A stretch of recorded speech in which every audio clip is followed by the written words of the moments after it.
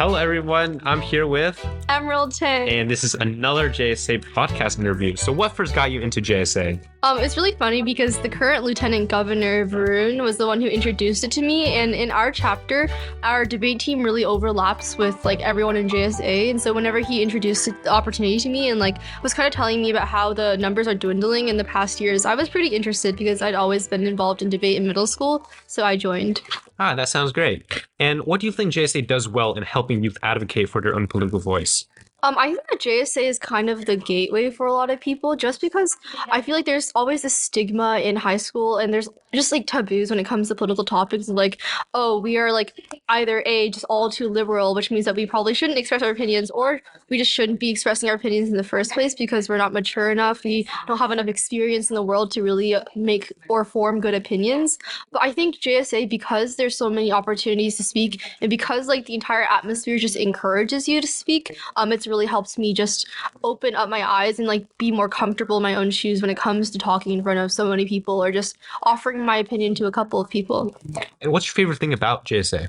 My favorite thing about JSA is probably the community. Yeah. For me, actually when I began in JSA, it was kind of difficult because I was just a regular member and I didn't get to interact a lot with people who weren't in my chapter. But because in recent years I've been really involved in cabinet and like I've met people like you Yeah. through my department. I've met people who are other directors from like many other states within, or not many other regions within the state. It's just been really great because I've actually formed so many great friendships. Like on the way to Fall State last convention last year, me and like Leela and Chloe, like we hadn't talked for a very long time before, and like we sat on a car ride for 3 hours, and like we just became really close after that. Yeah, I can honestly say that you can meet so much good people in JSA, and I've honestly made a lot of good friendships through JSA.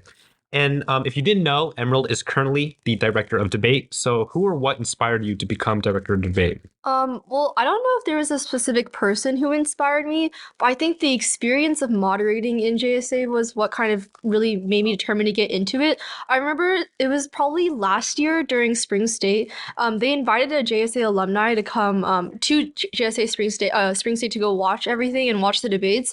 And I remember being pretty nervous because he was going to the room that I was moderating in, and I was just really, really scared because I didn't want to mess up when I was such an important guest. But whenever I was moderating and everything ran smoothly. And he came up to me afterwards and he complimented me about it. Like that experience as a whole just kind of, I guess, solidified my own confidence in myself and made me feel like, oh, I want to be the one who can like teach more people how to do this and kind of arrange how all of this works because it's like, it was like a very gratifying experience. And for the people who don't know, what do you do as director of debate? So, as director of debate, I'm in charge of the debate department. Obviously, throughout the year, what we mainly do is write resolutions, and I also do write questions for like world leaders forums and all the other portions that are like speaking, like involves speaking at conventions. But I think the most involvement probably comes in at actual conventions where like you included because you've helped me with this. Like we're tallying all the votes, we're like running around to other rooms, making sure that like all the resources are there, like gavels, like QR codes and sign-ins. And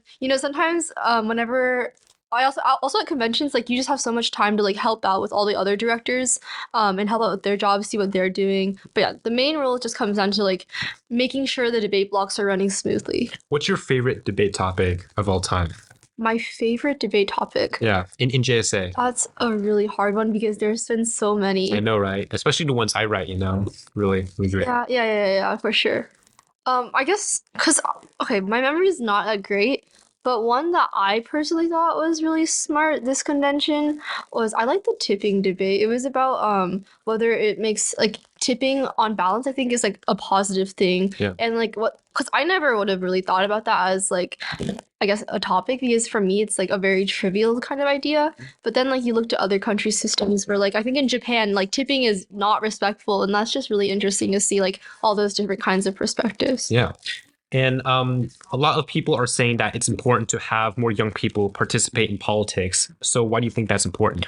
I think that's important because, like, I guess as a debater, I've done a lot of research on elections, and because like we are like in America, and like a huge part of our government is just the whole democracy aspect of it. I think that like if we are to have a government where like they really represent the people, given like all the protests that have happened recently, I feel like whenever there's more turnout, you're able to have like a democracy that is, more representative of the people. And I feel like young people don't really take to the polls a lot of times either because they're like not informed about it or like they just really because it's so early on, they never had to consider it before. They don't really know what to choose or they just like choose after their parents. But I think it's valuable for them to like try to do their own research and like find their own opinions so then they can have like a government that maybe it's not like their ideal like every single candidate, but like at least they feel like they have some kind of part in it. Yeah, because currently, like right now, the majority of voters are like over 50 years old. And when you kind of see the population kind of like this,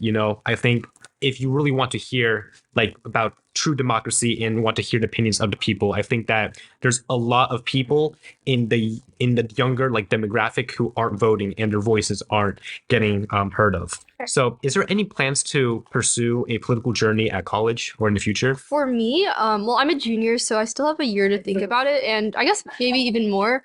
I'm a pretty indecisive person, but I do know that, like, I guess my main takeaway from JSA is not necessarily the politics, but more so, like, I guess the speaking aspect of it. But because of, like, my experience in JSA, one of the majors that I am considering is, like, I want to get into international affairs.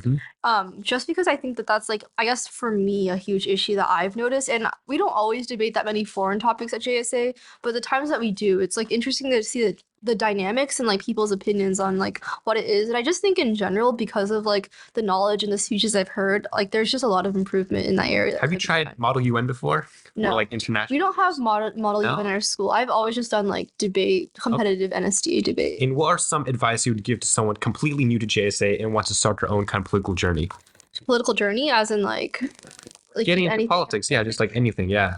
Well, I think for most people, I think this is like a message that everyone usually gives to new people, but like always just I would encourage everyone to speak out.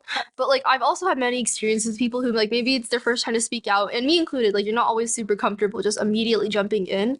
But I think that like you should participate in as like many different like kind of diverse debates as possible, even if your participation is just sitting in and listening to what's going on. Because I think like sometimes a lot of the knowledge that I've gleaned is like it's just happened through listening, just purely listening and seeing what other people have to say. And I think sometimes there's blocks, debate blocks, where like people are like spending time walking around deciding. And I would say just like go to as many different like ones as you can and like sit in and make sure you're like actively like listening instead of, doing something else on your phone. And last, most important question, what's your favorite food? My favorite, I answered this earlier. What? I didn't hear. Okay, well, my favorite food it's really random, but it's Tang, like hot and sour soup. Pizza? It's not pizza. Not pizza? It's not pizza. I can't eat pizza right now. Domino's sponsor me. Okay. Yeah, not pizza. Why can't you eat pizza? I got a root canal. Oh man. I can't eat pizza, it's just harder. Oh man. But yeah, Tang is really good. I get it every single time I go to a Chinese restaurant, so. All right, that's perfect.